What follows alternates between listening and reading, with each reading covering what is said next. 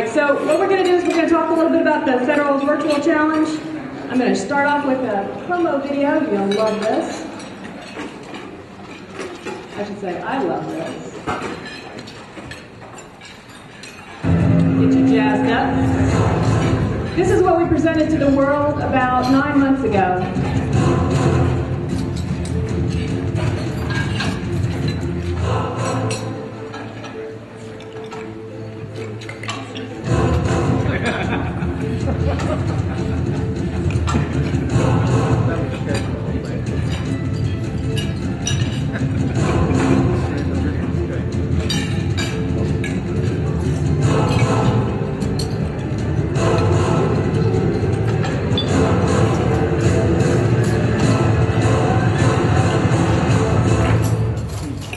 How can you not be jazzed by that?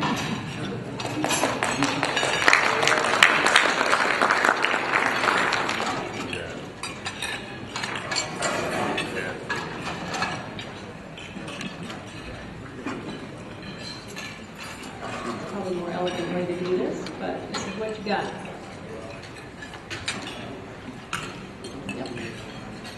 All right, so as you see, we've offered up this invitation to the world to provide us with their solutions in a virtual environment. This is the third year we've done the Federal Virtual Challenge. We want to use cutting-edge technology to solve the difficult problems that we have in the government. Next slide. So some of our objectives, you can see here, we're looking to identify new and unorthodox solutions to some of the more traditional problems. So we're kind of marrying up the simulations with the game technology that's available, that you've been seeing all week here. We want to demonstrate the feasibility of that potential technology to solve our problems.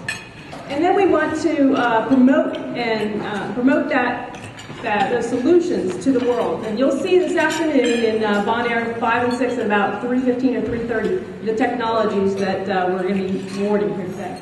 Okay, the next slide. All right, so these describe our goals. The importance of the challenge to the government is to reduce costs, improve the technology, and make it more accessible. So, let's go to the next one. Okay, so what's in a name? We changed our name last year. We used to be the Federal Virtual Worlds Challenge. Now we're the Federal Virtual Challenge. The point of that was to be more inclusive. The virtual worlds was a little bit limiting. Some people thought if it wasn't a virtual world, it couldn't apply. Well, obviously we were interested in games, simulations, anything that could be used to solve our problems. So now it's the Federal Virtual Challenge. Next slide. Okay, it's different because it's, I believe, faster, and there's actually been studies that we did last year that proved it was faster than traditional SIBRs and other like BAAs and things like that. We can get the word out to the market 9 months later for a very low cost. We can have solutions, and not just papers. They're actual solutions that you can experience. Next slide. This is what the finalists receive. They get travel accommodations to this conference. They get monetary awards and they get recognition. Monetary awards, you'll see big fat checks. You'll see this afternoon: $10,000 for first place, $5,000 for second, and $3,000 for third. Okay, the focus areas are determined by going out to industry and saying, hey, what are the tough things you guys are working on right now? What are the problems you're solving? And at the same time, going to government and saying, what are the things that you're struggling with? Finding the overlap between the two. And you'll see in past years, we've had things like how to do training and analysis in virtual environments, how to do artificial intelligence, how to make it more believable, how to make learning engaging, how do you make the learners keep wanting to come back to the learning material. And then also last year we did how do you create a holodeck, or how do you improve the user interface between the person and the virtual environment. This year, we continued the concept of how to improve the user interface with the navigation category, and we also have how do you teach critical thinking and adaptability in a virtual environment? We have a lot of evaluators that are participating in this. This kind of develops a community of practice in virtual environments. These are some of the partners we have. Next slide. So the benefits to the government, to me, are pretty obvious, but here they're listed. It's faster, it's cheaper, we have opportunities for collaboration, and we introduce consumers to the technology. So right here in this conference, you have the opportunity to see, the consumers and the developers have the opportunity to see where we're going in the future. All right, and at that,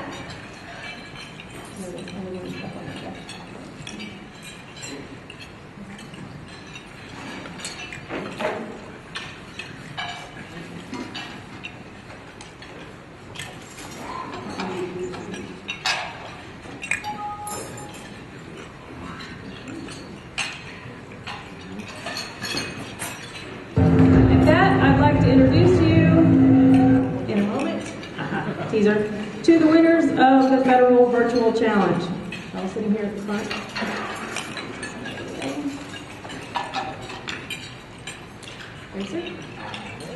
Before I do, though, I'd like to introduce you to Colonel Clark. He's the commander of the Simulation Training and Technology Center in Orlando, and to Jenny Batone, who's been doing yeoman's work to make sure that the challenge happens this year. Colonel Clark is going to be presenting the awards. Jenny is going to be Savannah White, helping with that. All right, ready? All right, in the critical thinking and adaptability category. This category, like I mentioned, explores how to train critical thinking and adaptability in an immersive environment. In third place, in this very competitive category, is Data Detectives with Dr. Kay McLennan, Tulane University, Moses developer. All right, so the way the evaluators perceived this entry, they were pretty impressed. And what they said, I'm going to actually share some of their comments. They found this environment to be extremely rich, with engaging scavenger hunt qualities. This is a great adaptability trainer for a small team. It was an interesting way to consider the topic with practical applications. You got something else you'd like to say? Sure. First, thank you, and I'm a big fan of the challenge, in large part because of the deadline. Moves my work ahead, advances it, and it's just been a lot of fun to be part of the challenge for 2 years. So, thank you. Yeah, and Kay, like she said, she's been a continuous entry for the challenge, and every year her entries get better and better, and they're very impressive work. Thank you, Kay.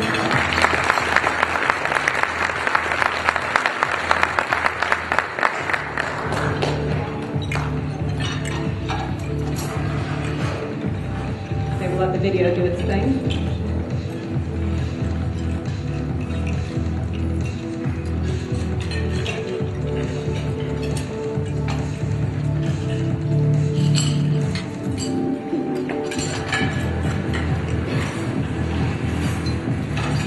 Well orchestrated, just to synchronize your bites. That's the way it works. All right. In second place is Outbreak, which is immersive interactive problem solving. It's done by Tech Wizards, Kenneth Alwine and Ken Clark. Here. This entry was innovative and engaging. Each sector had their own needs and biases to consider that influenced how supportive and forthright they might be, especially as their resources became more constrained during adaptability and critical thinking. The entry was clever and complicated, keeping the user interested and motivated in a sophisticated way. Thank you, guys. Well, thank you very much. As you can see from the video, we've got a pretty great entry into this competition. Obviously, the competition was really good. I've gotten to see all the other competitors, and they're all really great. So please stop by and see all of us today, this afternoon, and hopefully we can show you some great entries. Thank you. Thank you, Ken.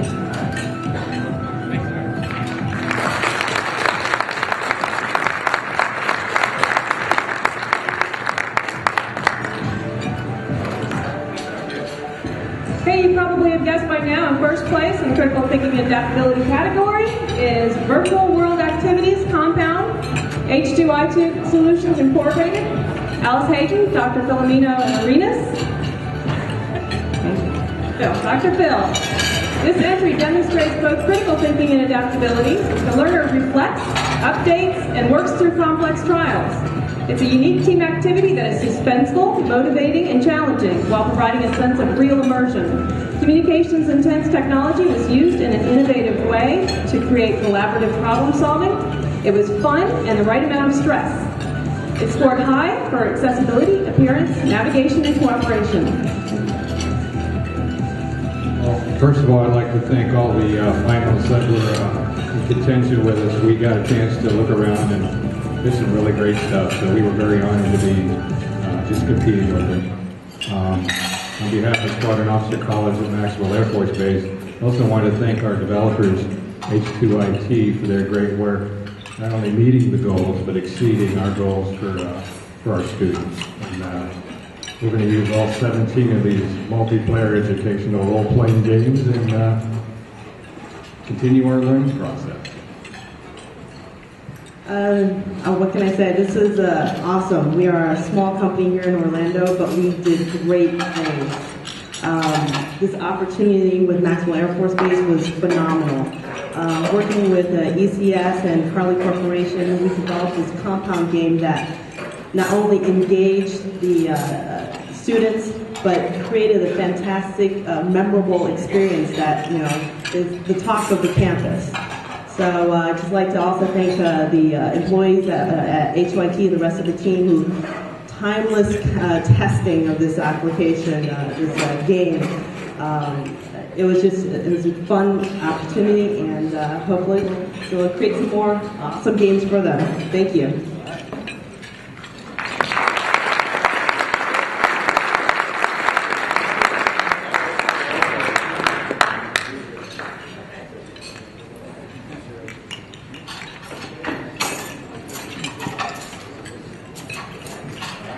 Thank you all very much.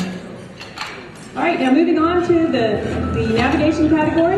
This category explores how to improve the user interface in the virtual environments, specifically for individuals in navigation. Third place in the category is Immersive Collaboration 3-Wire System, Anthony Castaneda. This entry had clear objectives. The user found themselves fatigued in a natural way from appropriate movements. The system allowed the use of natural gestures to control the mouse, removing the need for a keyboard and mouse completely. I just want to say thank you for this awesome opportunity. Like I said, we have this awesome thing with the Connect, and as the other winner said, we have it all set up in the back there, so we'd love to come and see you guys stop by and check it all out, so you guys can try it out for yourselves to see what we came up with.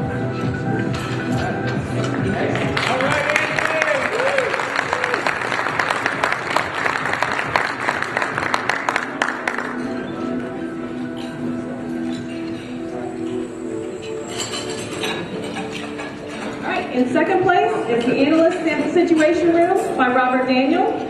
This entry combines a range of interface strategies such as voice, the brain-computer interface. It uses low-cost off-the-shelf products for navigation and immerses the user in a real-life analytic environment in a way that feels natural, allowing the user to focus on the analysis at hand. Thank you, Tammy. Enjoyed working on the challenge. I enjoyed seeing all the other projects. I can't wait to try that this afternoon. Again, Robert's a multiple entry winner in the past. He's won the challenge before as well.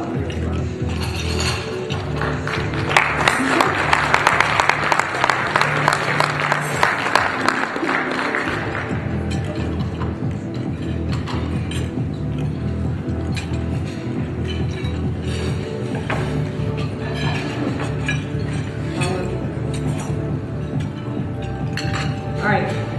I know everybody's waiting with bated breath. Ready? Ready? Come on. Synchronized fight. There we go. Everybody ready? Ready? All right. Finally, first place is the Bike Holodeck navigation interface for the virtual immersive training team. Northrop Grumman Technical Services, Ryan Frost. This entry provided navigation strategies that support a first-person shooter type environment. The user is able to duck, jump, dodge, run, stop at will. Users were out of breath and fully engaged in the activity, completely forgetting the interface, which is the goal. Thank you. Wasn't expecting this speech, but I did want to just thank Tammy and her team. I'm on a small R&D team at Big Northrop Grumman, but competitions like this help me out and my team to kind of keep pushing forward. So I really appreciate it, you and the team, and all the effort you guys put forth. Thanks. And that is the point. You'll see a wide range of people in the challenge. You'll see people who are garage developers. You'll see large organizations that have put R&D into it. And again, please make sure you go to On Air 5 and 6 this afternoon and check out the entries for yourself. Put your hands on them, ask questions, do whatever you need to do. That's going to be like 3:15 to the end of the day today. Thank you all very much for your attention while you're eating. I appreciate it.